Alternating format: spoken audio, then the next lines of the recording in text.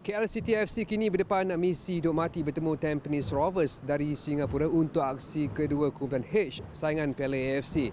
Ini kerana hanya kemenangan mampu menjamin tempat mereka ke pusingan seterusnya dengan syarat mereka beroleh kemenangan yang lebih daripada 2 gol kerana berdasarkan perkiraan semasa itu yang mampu meletakkan mereka sebagai juara kumpulan mengatasi PSM Makassar setelah mereka terikat seri tanpa jaringan bertemu lawan dari Indonesia itu pada aksi pertama. Boyan dijangka melakukan sedikit perubahan terhadap barisan utamanya dengan aspek menyerang akan menjadi taruhan juara dari Croatia ini bertemu Tampines Rovers. First target is to win the game. This is always target. And now if we can win the game with more goal difference, of course that everybody want to be top of the group, but first target is to win the game.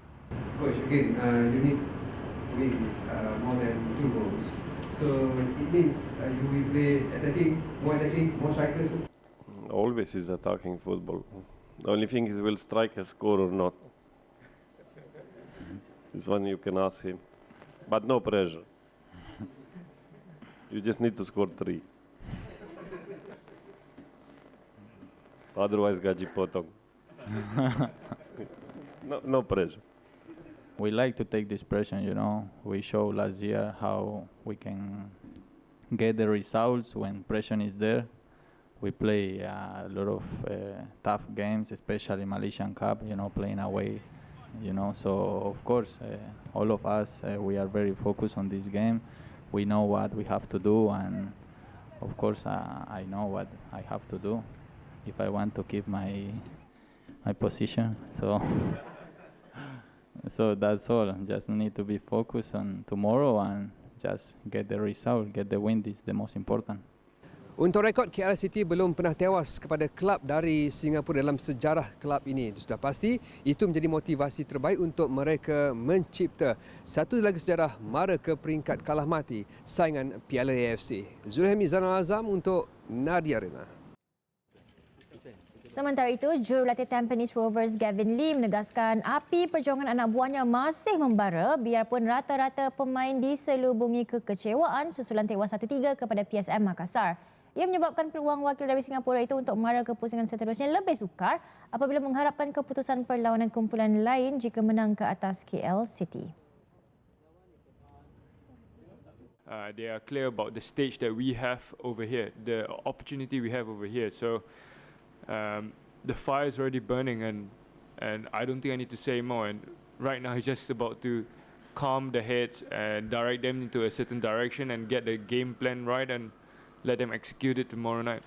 We are very disappointed after the loss. Obviously, after we had control of the game, we were going to hopefully win the game, but things happened. It took a turn, and unfortunately for us, we didn't collect full 3 points. But I think now it's going into tomorrow's game. I wouldn't say we completely forget of what happened against Makassar, but we kind of put that aside because our next game against KL is the most important for us next. Selepas meraih 3 mata ke atas Tampines Rovers semalam, PSM Makassar kini memimpin kumpulan H. Makassar dah settle untuk 2 game mereka dan boleh relax lah you all. So kita harapkan kemenangan jadi milik KL City pada 30 Jun nanti.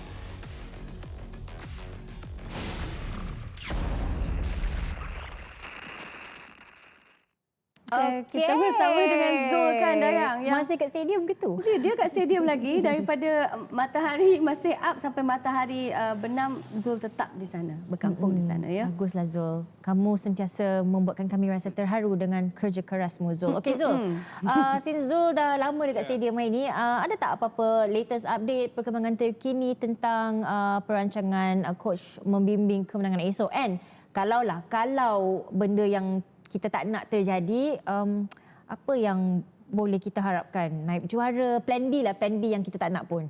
Macam mana Zul? Okey, first sekali Dayang, kita jelas bahawa misi pasukan KL adalah untuk mencipta kemenangan. Itu adalah matlamat utama yang disuarakan oleh Boyan Hodak dalam sidang media siang tadi, yang mana kemenangan akan meletakkan mereka berada dalam kedudukan yang baik dalam kumpulan H.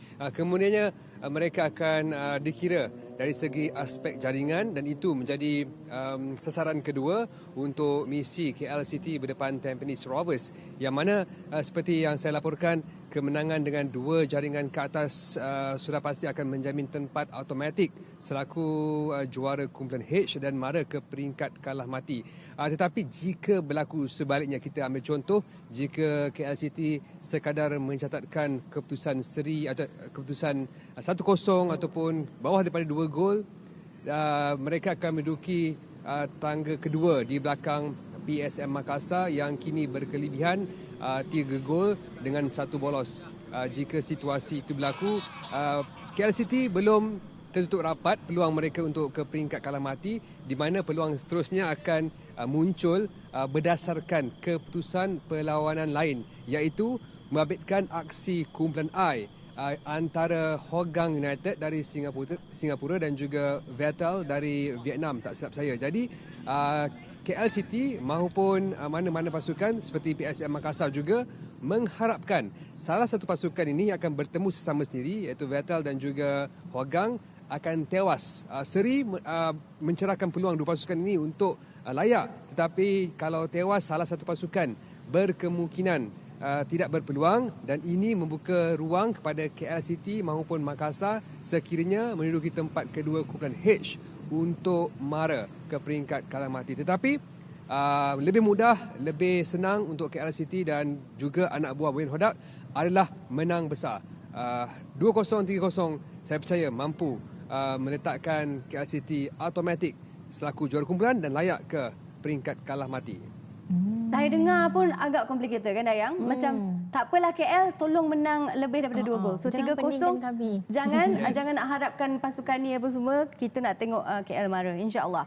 Baik, Zul memang macam paparazzi lah ikut KL merata hari ini daripada sidang media tadi. Lepas tu dengan training session lagi. Jadi apa lagi info yang Zul boleh kongsi menjelang pertemuan dengan Tampines Rovers? Okey, dalam sidang media tadi Boyan ada mengatakan Safi Salih dan Nik Umar kemungkinan tidak dapat diturunkan kerana kecederaan, termasuk Parthiban. J. Parthiban, pemain sayap yang kita kenal, memiliki larian pantas dan sentuhan jaringan yang agak baik. Dia 50-50 situasinya untuk diturunkan, tetapi berdasarkan pemerhatian saya pada sesi latihan, ketiga-tiga pemain ini menyertai latihan dan menghadirkan satu harapan bahawa mereka juga boleh beraksi. Kerana apa? Ketika ini seperti yang saya katakan dalam sidang media, saya soal kepada Boyan apakah taktik dan juga strategi beliau untuk berdepan dengan Tampines apabila memerlukan jaringan besar. Boyan mengatakan kepada saya, of course mereka perlu bermain secara attacking. Memang attacking style merupakan permainan pasukan KL dan mereka memerlukan pemain seperti Parthiban, Nik Umar maupun Safi Salih sebagai jentera di bahagian serangan. Kerana kalau ketiga-tiga pemain ini tidak dapat diturunkan, saya rasa kesukaran buat Boyan untuk merencana strategi menyerang yang baik untuk mendapatkan jaringan. Ketika ini harapan dan juga kedudukan dan juga situasi pasukan KL lebih baik berdasarkan pemerhatian saya pada sesi latihan petang tadi. Cuma mungkin apakah formasi dan juga taktikal yang akan dipertaruhkan Boyan pada selepas ini kita tidak dapat jangkakan. Yang pasti beliau memiliki skuad yang baik untuk diturunkan bertemu Tampines yang sebenarnya bukan pasukan yang mudah walaupun mereka tewas 1-3 kepada PSM Makassar pada perlawanan pertama tempoh hari. Okey, Zul, untuk pasukan KL City kan kita tahu bahawa atas kertas memang mereka ada kelebihan. Tapi untuk Tampines Rovers ni kita tak boleh nak katakan mereka lawan mudah. So apa agaknya kekuatan ataupun kemampuan mereka yang boleh jadi satu masalah ataupun cabaran untuk KL, Zul? Okey, untuk Tampines ni agak menarik ya, Dayang, sebab kalau kita tengok check balik dia punya coach punya latar belakang, tidak bermain secara profesional ataupun tidak bermain yang di peringkat tertinggi. Tak silap saya dia bermain di peringkat bawah umur. Tetapi kepakarannya, beliau memiliki orang kata ijazah sains sukan dan juga dalam aspek bola sepak itu begitu tinggi dan disebabkan itu beliau dilantik sebagai jurulatih Tampines Rovers. dia telah membuktikan bersama pasukan terdahulu beliau dan beliau kemudiannya ditawarkan untuk membawa pasukan Tampines Rovers dan kemudiannya membuat satu percaturan yang berbeza apabila membariskan pemain muda dan juga pemain senior. Sebelum ini Tampines Rovers merupakan pasukan yang boleh dikatakan cukup baik dibarisi pemain-pemain senior, tetapi pemain-pemain senior mereka telah menyertai pasukan Lion Sailors, iaitu pasukan yang digeruni dalam saingan Liga Singapura. Tetapi ketika ini di bawah bimbingan Gavin Lee, pasukan ini diberi nafas baru. Misalnya dibarisi pemain bawah 23 tahun Singapura yang hadir pada sesi siaran media siang tadi, iaitu Ryan Sanizal, seorang pemain pertahanan, dan juga mereka juga diperkuatkan dengan pemain-pemain senior seperti Taufik Suprano, Irwan Shah, pemain yang sudah beraksi bersama Singapura sekitar pada 2012 dan juga 2015, dan juga pemain ini yang beraksi ketika skuad Singapura menewaskan skuad Harimau Malaya dalam aksi persahabatan di Singapura dengan kemenangan memihak kepada mereka 2-1. Jadi sebenarnya walaupun mereka dibarisi kombinasi muda dan senior, tidak boleh ambil mudah, tidak boleh melihat pasukan Singapura, pasukan Tampines ini sebagai lawan yang boleh dijinakkan. Tetapi itu perlu dilakukan untuk KL City untuk memastikan peluang mereka layak ke pusingan seterusnya itu dapat dijadikan sebagai satu kata kebanggaan lah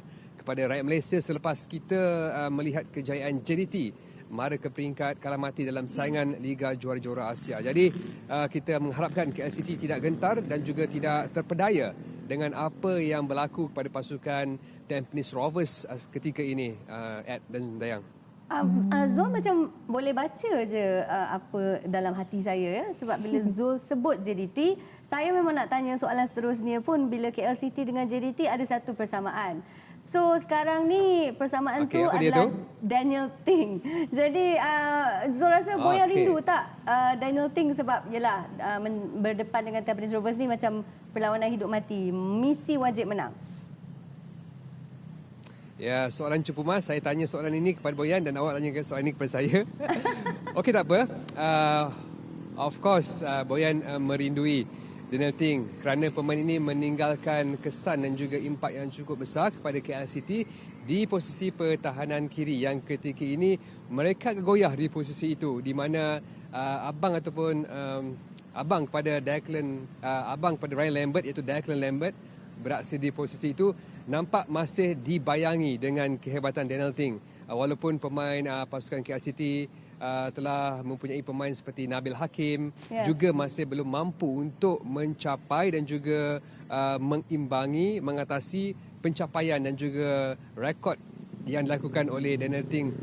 Saya rasa pemain yang beraksi penuh dalam perlawanan bersama KL City pada musim lalu, dan beliau juga diangkat sebagai pemain pertahanan kiri yang boleh diberi peluang dalam skuad kebangsaan. Tetapi perkongsian Boyan agak mudah, agak jelas yang faktor kewangan menyebabkan mereka terpaksa akur kehilangan Daniel Ting. Dan itu bagaimanapun Boyan dah move on dan beliau fokus beliau lah untuk aksi Tampines Rovers kerana beliau percaya pemain sedia ada, mampu mengalas tugas dengan baik dan peluang terbaik untuk mereka mencipta sejarah selepas ketika ini pasukan KL City berada dalam kedudukan tidak menentulah dalam saingan Liga Malaysia. Dan saya juga ingin kongsikan satu perkara, Ed, berkaitan dengan pasukan KL City ini, yang mana saya difahamkan sebenarnya ini merupakan aksi terakhir bagi pemain import mereka, iaitu Kevin Kobemba. Kerana kita tahu Jordan Mintah telah menyertai pasukan KL City sebagai pemain pinjaman dari Terengganu FC pada jendela kedua perpindahan pemain Liga Malaysia. Tetapi sebenarnya perlawanan esok, perlawanan menentang Tampines Rovers bukan aksi terakhir kepada Kevin Kobemba, kerana kalau pasukan KL City berjaya mara ke peringkat seterusnya, Kevin masih berpeluang beraksi menabur bakti bersama KL City kerana beliau sudah didaftarkan dalam saingan Piala AFC walaupun tidak akan bermain dalam Liga Malaysia.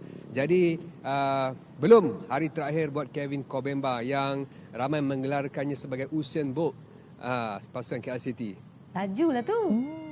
Usain Bolt. Okey, Zul. Nampaknya orang sama dekat tinggi, stadium sama tu, tinggi. Wow. Zul, orang lain tinggi. semua dah balik dekat studio. So kita nak bagi chance dekat Zul lah untuk balik juga. Banyak Kita sangat nampak ada kereta yang nak reverse, tanya soalan. motor pun lalu kat belakang kan. Oh, thank you Zul atas Zul, terima kasih. perkongsian anda. Thank you so much atas tugasan anda yang sentiasa superb. Bye Zul. Selamat